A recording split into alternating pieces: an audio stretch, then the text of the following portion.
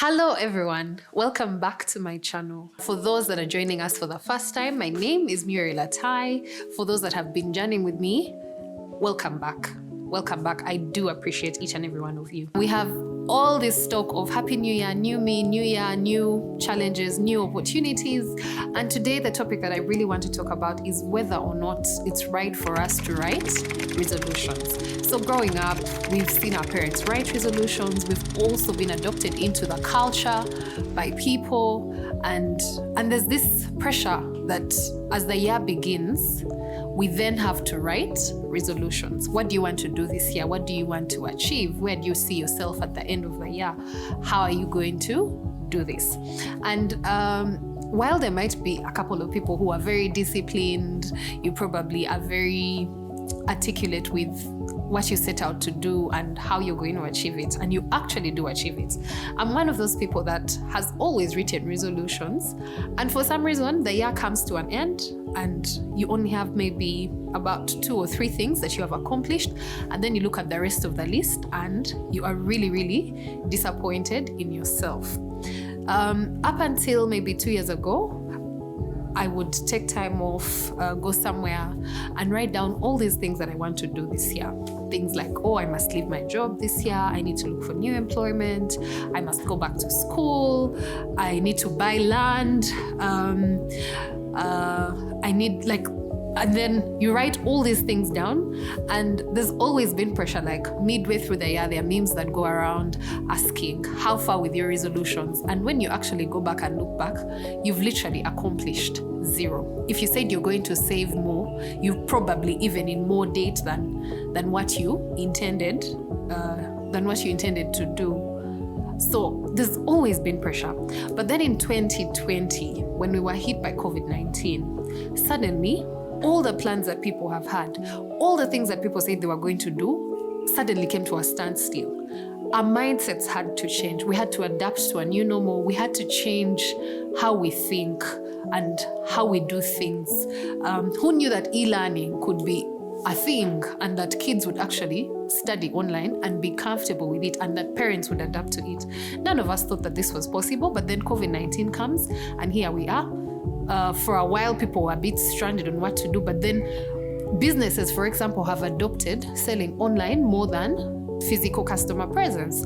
So suddenly, all these things that you said you wanted to do or achieve that year came to a standstill. You had to now change what you thought you wanted to do, what you thought you wanted to achieve that year. So suddenly, you need new things or new challenges and new opportunities.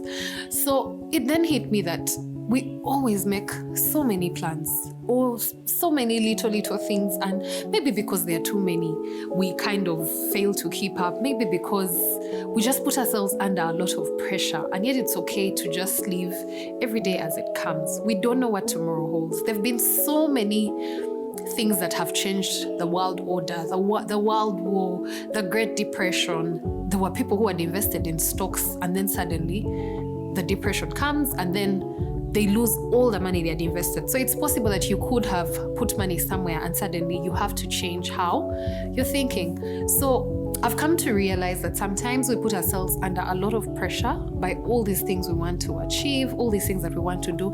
And I told myself, Muriel, we're not writing resolutions anymore. Where do I want to see myself in probably 5 years? Like, it's okay to make strategic plans and say that in 5 years, I want to see myself at this point. I want to be at a point maybe where I make 10 million shillings a month. Maybe you've been earning 2 million, and now you want to make 10 million shillings a month. How are you going to achieve that within the 10 years? Then you break down this strategic plan to say, in the first year, this is what I need to do, so that then you don't have a lot of pressure. If every year you keep saying, by the end of the year, my net worth should be this much, you're not under a lot of pressure to achieve what you want to achieve in a very short span of time. But then you break down your plan into little bits and pieces. And it's okay to say that, what do I want to do this month? So break them down. I feel like this whole 12-year span period puts a lot of pressure on us, yet it's very okay to wake up and say, this quarter, what do I want to do? This is what I want to do. I want to probably start a YouTube channel, or I want to start a podcast. I want to start blogging. I want to start a business. And then you lay down your plan in small bits and pieces, or smaller chunks that are easier to chew. If you're out there and you feel that resolutions are your thing and it's where you find peace, please feel free. I don't dispute that fact. I'm just saying that for some of us, it's a lot of pressure. And especially when it comes to the end of the year. Last year, I really felt like, oh, I had failed. Like, you come to the end of the year and you've only achieved one little thing, which is not even very, very significant. But the one thing I can celebrate last year is that I told myself, Muriel, you need to be debt-free by 30. And while I'm not there yet, I can proudly say that I considerably reduced my debt because I chose to focus on just one thing. The previous year, I said, oh, my finances must grow. I need to buy a car. I need to buy land. I'm telling you that the dream of land currently is not even on the list of things that I want to achieve currently, because why buy land when I am living in debt? So you could choose to focus on one thing. You could choose to cut bigger chunks of the plot of land that you're trying to build, and yeah, let's just do what makes each and every one of us happy. If writing resolutions works for you, go ahead and write. If you're like me, it's fine. Do what works for you. Thank you so much for joining us today. Thank you so much for following. Remember to like and subscribe and share my channel with your friends. If you have a comment, if you have a way that you have succeeded probably in writing resolutions and how you have helped yourself to achieve your dreams, feel free to comment. Thank you so much and have a lovely day. Bye.